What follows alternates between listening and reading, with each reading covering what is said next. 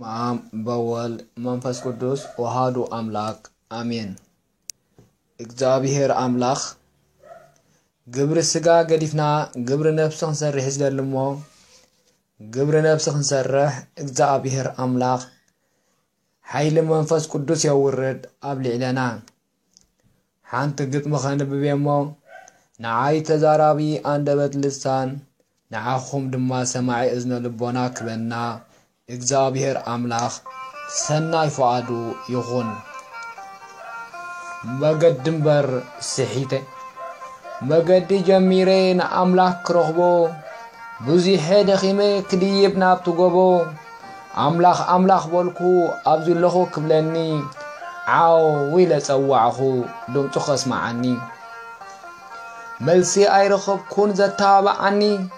ድኻም ጥራይ ኮይነ ስኢነ ዝዕርፈኒ ማዕጾ ተዓጢኒ ስኢነ ዝኸፍተኒ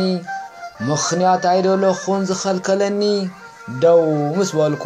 ኣብ ፍርቂ መገዲ ሰይጣን መፂኡ መገዲ ርአየኒ ናብዞ ምስኽራን እውን መርሓኒ ስጋይ ተሓጒሳ ብናይ ዓለም ደስታ ሳዕሳዒት ትልሂታት ምስ ኮነ ድራር ዕለታ ኣዕርኹን ኣጥረኹ ዝካባ ኾብኒ ንግሆም ምሸት ኣበለኻ ይብሉኒ ገንዘብ ተወዲኡ በይነይ ምስ ተረፍኩ ኣዕርኾይ ሃደሙ ድምፀይ ምስ ሰምዑ ኣብ ምምራር ኣተኹ ሕሉፈይ እንዳዘከርኩ ኣብ ቤተይ ክድቅስ እኳ ዘይከኣልኩ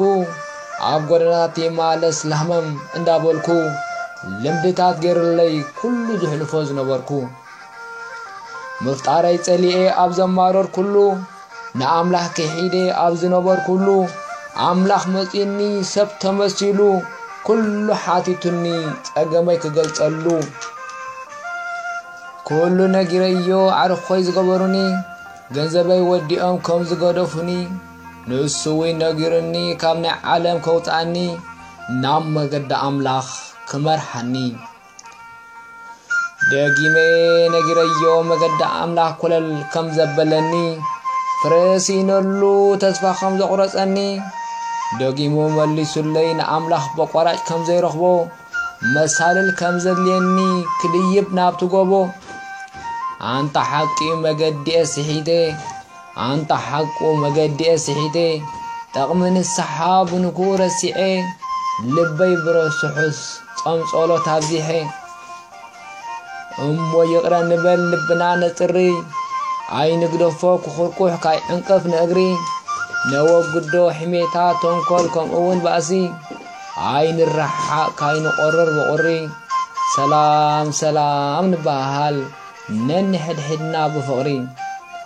ነኺዶም ናብ ቤቶም ንመባእስትና ትሕትና ለቢስና ኣይንግደፎም ኢልና ንሰምዮም በደለኛ ሕንከት ኣይሰማዓና ንኽንብሎም ይቕረ ግበሩልና ረብሓ ህልኽ ጥፍኣት ካብ ኮነ እንታይ ገደሰና ማንታ ክሳራ ዝኸሰርና ቦታ ሓደ ንሓውና ብዓይብኡ ድማ ንኣምላኽና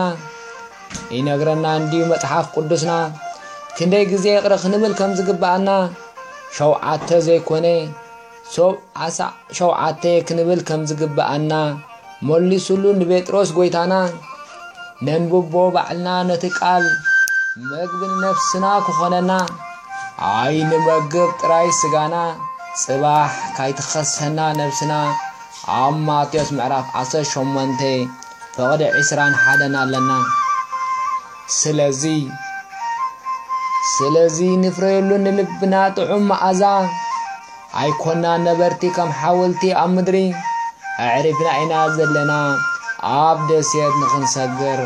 ናብቱ ናይ ዘለዓለም ርስቲ ኣዕሪፍና ኢና ዘለና